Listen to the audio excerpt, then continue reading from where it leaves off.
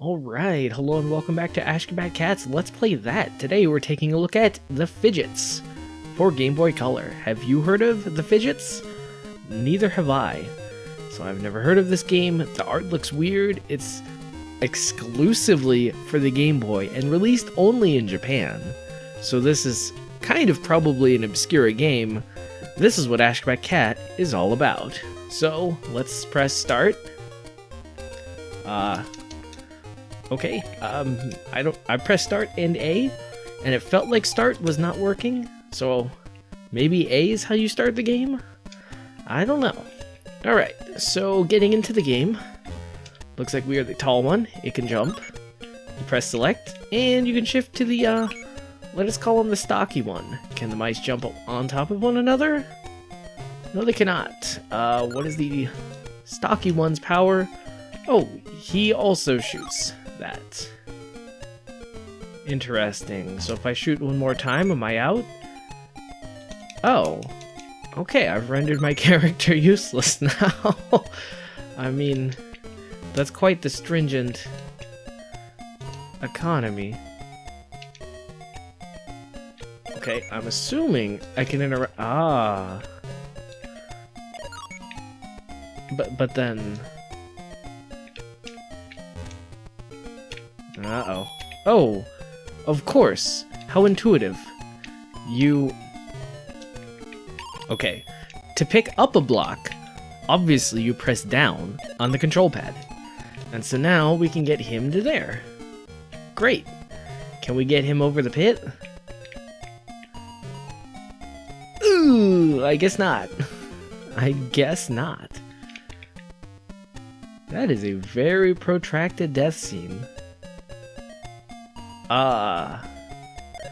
So what's the deal exactly here?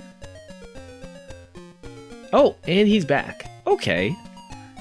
That is the weirdest death scene I've ever seen. So, I guess the idea is to have, like, a respawn time in a game like this, but I mean, what the heck? That's kind of morbid. Now, what are the rules? Do you need to get both mice to the, ending, or do you just need to get one? That's... oh, jeez. On one hand, that's kind of silly, and it's cute, and it's funny, but if I was a kid, I might not think it was that cute, funny, and or whatever, because, in a sense, that's kind of scary. It's like, you killed this animal, and now he's slowly going off to heaven. And it's like, yeah, that's maybe a little bit weird for a kid.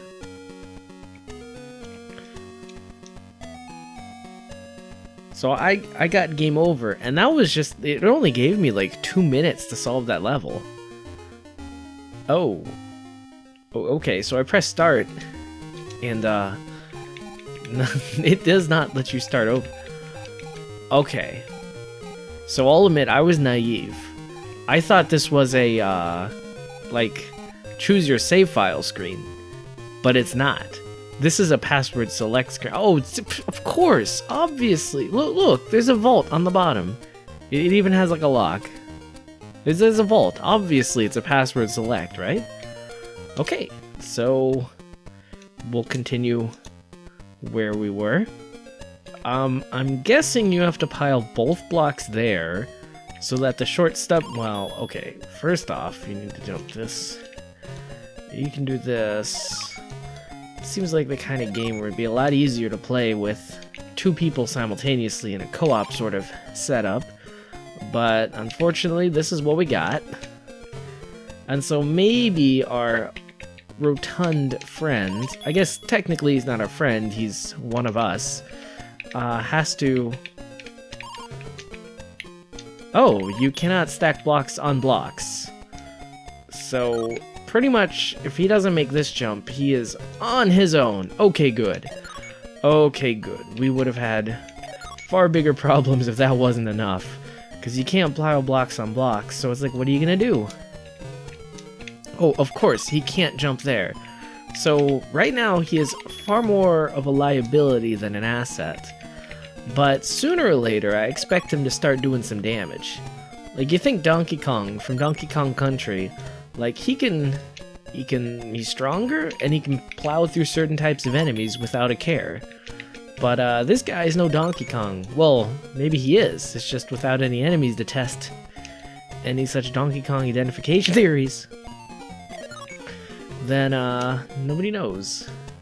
Oh my gosh, you really think we have to get both? Oh, and he died, so he's probably going to start at the beginning. Now, hopefully the game is nice, and it'll start him off at the cliff where he just died? But I don't know. Oh my god. Okay, what lies in the great beyond? More jumping. Am I doing something wrong here?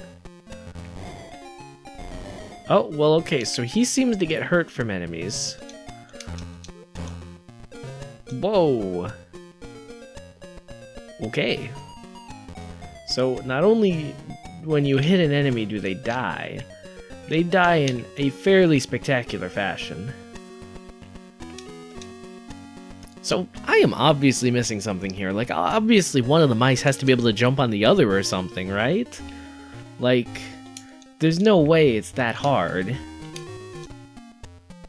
This does seem like an unnecessarily punishing game, because then you die and you have to go all the way back over, and it's like, that doesn't seem right. Well, the one mouse can't pick up the other mouse, in case you were wondering. And no matter how hard you hold B, it doesn't seem to work. Fine, we'll get the hay box.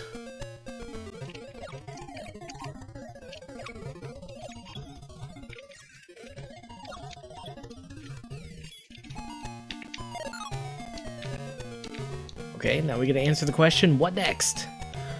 So he's too big to go there. We can't climb on the pipe. He can't interact with the boxes, and furthermore, in fact, he's actually even stuck. So that's disappointing. What exactly is gonna happen here?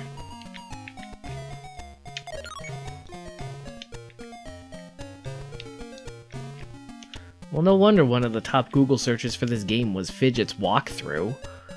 Oh man. So you can't, and start to start, you can't, maybe you can hit one mouse with the timer? What the heck? Because this mouse can barely make it, even in the first place. There's no way this, oh, I see what's happening. You have to put him on the box if you want him to make the jump. I don't know why this is such a baffling concept for me. That's literally how you do all the other jumps. I don't know what I was expecting here. And guess what? Once he makes that jump, he needs a box so he can make the next jump. Oh, and we are out of business because there are not enough boxes in the world if you can't stack boxes. Maybe the big one can carry a big box. I'm not naive to believe that's the case. But I am naive enough to believe that with one more attempt, I can achieve something. Actually, no, forget you, Big Mouse. Maybe he's just a distraction. Let's just go with the skinny one and see what we can find.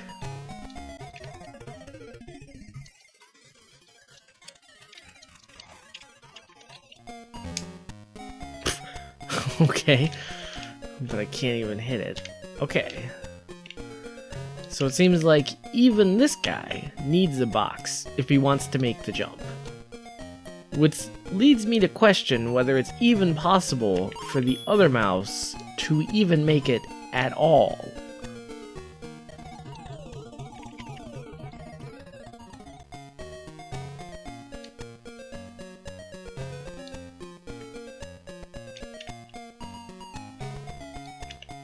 Oh. Oh. Oh. So, if you make it with one mouse and not the other, you are in a unique brand of screwed. Okay, that's pretty good. That's pretty good. So what I was expecting was a message saying, both mice need to be present to make it to the next level. But no, that's not what happens at all. The one mouse just abandons the other. And it's like, oh my god, that's pretty bad. I mean, I guess this is a kid's game, but we're teaching kids about the important act of betrayal. And your teamwork is nothing if one of your guys is useless, so just abandon him and go on, is what this game is trying to tell me. Of course. Oh no, so they both don't make it to the ship, even though one of them did actually make it to the next level. Okay, well now that I know that there is, in fact, a goal past all of this nonsense, let's see if we can get both mice to the goal.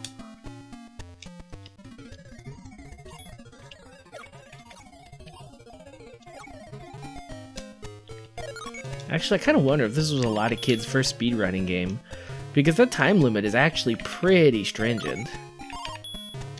Oh, do you think... No, Big Mouse can't put a 1 on the other one. Oh, but Big Mouse can carry his own block. Oh man, I don't know why I didn't think of that. But yeah, I wonder if this was a game that got kids into speedrunning, mostly because you have to, if you want to, like, even beat the game regularly. I don't know why Big Mouse didn't bring his own block. Oh, I wonder though, if Big Mouse is holding a block. No, Small Mouse cannot jump on said block then. Okay. Oh, ha ha ha. Who's smarter than the average bear now? Oh, it's all about leverage. Okay, that block stays right where it should have been. And now that we're here... Oh, but there's no way Big Mouse is going to be able to make that jump. But that means Small Mouse needs to get a block from down there. It's not necessarily the hardest of puzzle games, but it's definitely one of the more annoying. Like, sometimes you have to ask yourself, does this game really need a time limit? It has a time limit, but should it have a time limit? I also like how it sort of pretends like you can make it without, like... Oh. No, I don't think he would have made it either. I also like how even though one of the mice dies, it, like, still sort of pretends. It's like, okay, no, things are fine, things are fine. Okay, now Skinny Mouse had one heck of a time with that jump. I can't imagine Big Mouse having any easier a time. Wow. Okay, well, yeah, if this was Retro Center CX, man versus game, sometimes the game just wins. And it's infuriating, because this isn't one of those wins where I have no idea what the game wants me to do. This isn't one of those wins where, like, the controls are, like, too difficult to actually interact with the world. This is one of those wins for the game where it's just, like... The game, it just... the time limit. It was just that one little thing about the game. And this is why I feel like it's very hard to say that one game is a clone of another, because you can change one variable in a game and have just such a completely different experience. For example, in this game, if you change the timer to be 300 seconds, maybe, instead of 200, maybe this game would be a cakewalk. It would be slightly tedious, but it would be fine.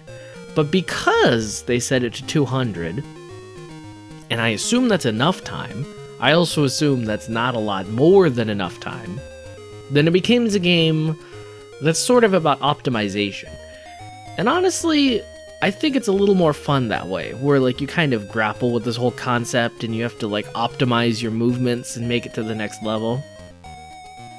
Well, I kind of want to say I wish I could see this on rumhacking.net in English so I can see the story, but it has not given us any story whatsoever. I think you have to be familiar with the greater Fidgetts canon to fully appreciate this game, maybe. Well, you know what? Before I leave, let's leave on a high note. Let's figure out what this Fidgetts thing is. Let's educate ourselves a little bit. All right, so I'm here at a Google search for the Fidgetts.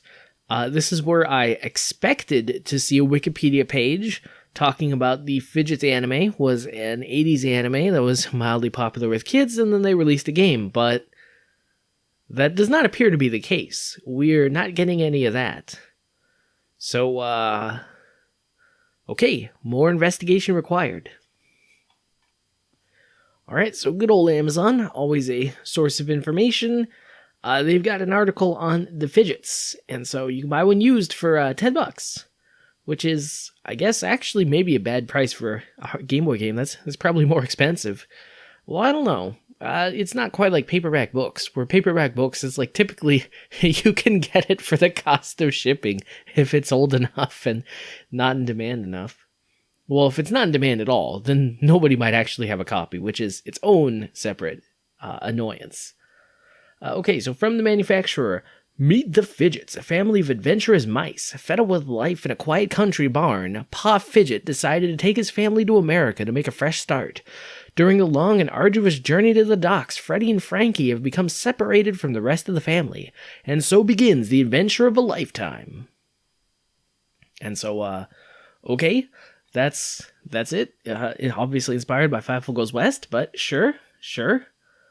Okay. In this game, you are a mouse and you are traveling. Well, okay, let's read some reviews, see what people thought of this. In this game, you are a mouse and you are traveling to America. You are separated from your family and must survive. It is very cute and kind of original, but that graphics are not very good. It also gets kind of boring after a while. It reminded me of the movie Fievel Goes West in all cute, but no cigar. Yeah. Okay.